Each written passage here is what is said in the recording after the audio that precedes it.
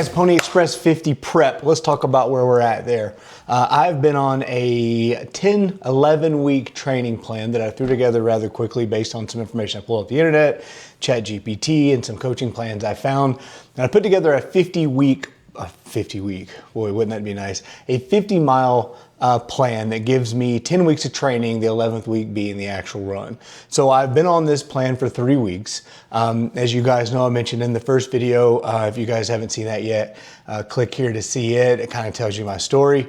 I travel 75% for work. I'm out of town a lot on the West Coast, Martinez, California, Anacortes, Washington, Kenai, Alaska, Salt Lake City, Utah. So I spend a lot of time in hotels, and as a lot of you probably travel for work too, you know that it's quite difficult to travel and train. So that was the purpose of this training log that I have. So you can't see my laptop in front of me, so I will be glancing at it from time to time to tell you where I'm at. But let's talk about what we've been doing. So when we started this training, we were around 200 pounds. I am 5'8". 5'8" by 200 pounds is basically round. So I am trying to get down to around 185, 186 before the Pony Express 50 if possible. I'm sitting around 194 right now. I've been doing really good losing weight and eating properly, and obviously logging 25, 30 miles a week does help. But traveling, travel beers, travel meals, you guys know how that stuff adds up. So the week of 2 August was the first week we worked this program, and we got 32 miles in that first week.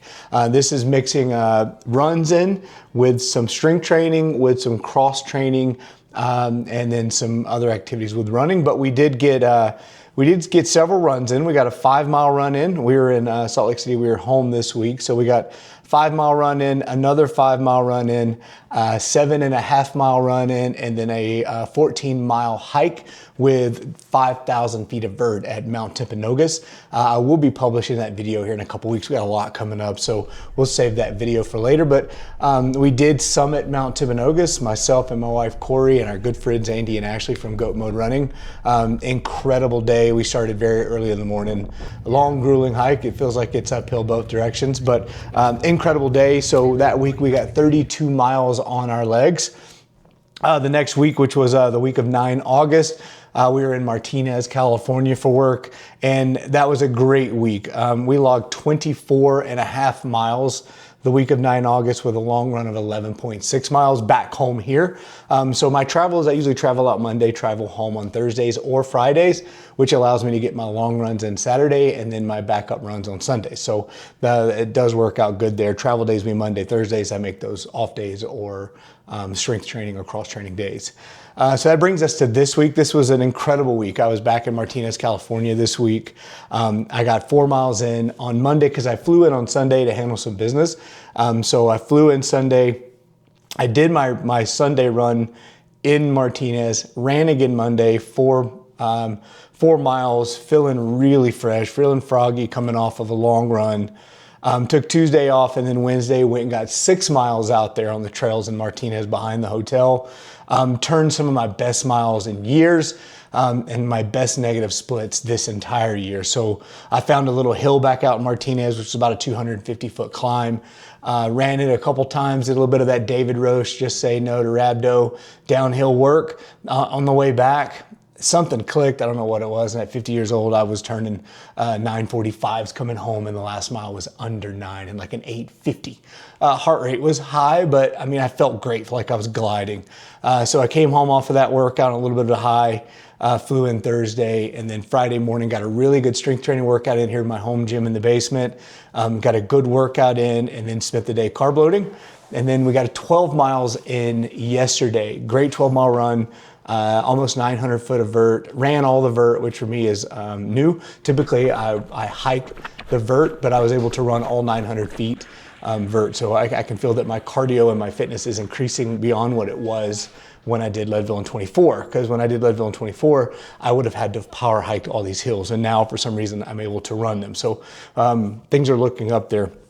Today is Sunday. Today is a 5 mile run, which I'll do on the treadmill today while I'm packing. I do leave back out tomorrow morning to go back to Martinez, California for the week. So the exciting bit of that, and what we'll talk about next, is we are heading back to Leadville, Colorado this Friday morning at 3 a.m. and we are crewing and pacing our good friend Nick.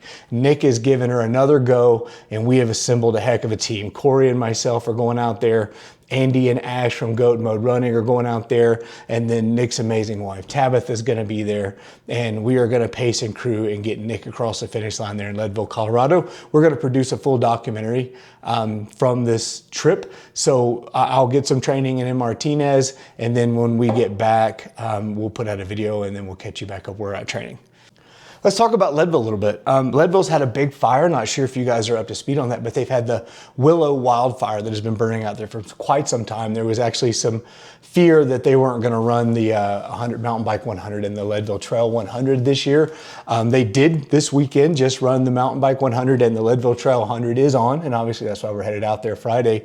But there is some course modification. So very late minute course modifications, very late change. Any of you that are familiar with Leadville, the May Queen, from May Queen to Powerline back down to Fish Hatchery is out this year. That's where the fire was concentrated. So in years past, you would run out of town, down a dirt road, up Mini Powerline, and then you would hit the Turquoise Lake Trail that you would take all the way around to May Queen, which is your first main aid station, around 13 miles. From there, you make your first big climb up Sugarloaf, and then down a steep decline called Powerline back down to Pavement Road that goes to around Fish Hatchery and eventually into Outward Bound at 23 miles, your first crewed aid station.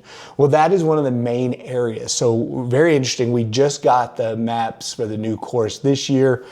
Out of Leadville is going to be the same, but they're going to do a series of loops around the north side of Turquoise Lake as opposed to running around it to May Queen and off. They're going to run up and around the north side of Turquoise Lake this year, and then crew aid station non-crewable. Instead of May Queen, they've moved it to Turquoise Lake Dam. So distance is similar, but that will be the first major aid station for our runners. So Nick will catch there.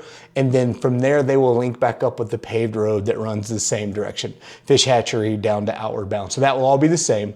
We will catch Nick at Outward Bound for the first crewed aid station. And then from there, he'll run pipeline to Twin Lakes.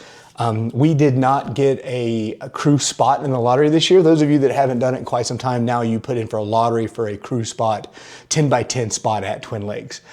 We did not get a spot. They have like a public crewing spot, like a general spot that has seating and has some shading, but only thing you can take now to the Twin Lake aid station is what you can carry in your lap. So we can't take coolers, we can't take chairs, we can't take tents.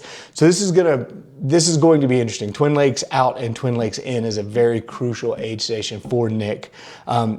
So we've got to get him changed, get him dressed, get him pulled up, get him ready to go climb Hope Pass. And then we've got to do that without having our own dedicated crewing spot. So we've got to figure that out logistically, somewhere for him to sit, somewhere to get his shoes off, somewhere to get him some new socks, someone to get him rested out of the sun, get his bottles filled and get him fueled up to go make a big climb. And then when he comes back, he's going to have done Hope Pass twice. He's going to be 60 some odd miles on his legs, and he's going to pick up Andy, his first pacer there. So again, we need somewhere good to sit him, get him rested, get him fed, get him fueled, get him comfortable, get him in some fresh clothes, some fresh shoes if he wants them, and get ready for Andy to get him on out of there and get moving. So follow along as we put that video out later of how this all works. This is our first time. When I ran Leadville, we were able to get a spot there in Twin Lakes. So this is going to be interesting. So we're going to document every bit of this, how this works, and maybe this will help some of you guys in the future that are crewing this spot. So anyway, Nick's going to run all the way back, and then at the Turquoise Lake Dam, which is about 16 miles from home, I'm going to pick him up and bring him that last 16 miles into town.